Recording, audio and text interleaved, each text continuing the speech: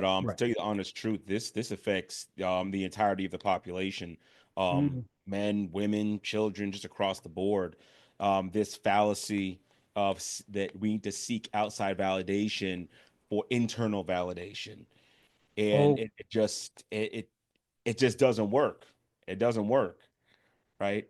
Um, but it's something we've been taught from a very very young age, and and that's just a quick intro before we really get into it. But it's really just the whole idea that we we do all these things, right? Like if I'm good enough, if I perform enough, if I do something enough, then I'll be worthy, right?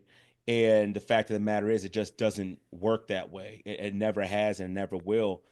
And a lot of people who are like, again, I think we've talked about this in a previous video where people will either do one or two things, either be super overachievers and have all this immense pressure to perform, because if they fall off, then they're going to lose all the love and acceptance and all their self-worth. They're going to lose all that, if they fall off. And then you have the people on the other side of the spectrum that doesn't matter what they do, it never seems to be enough.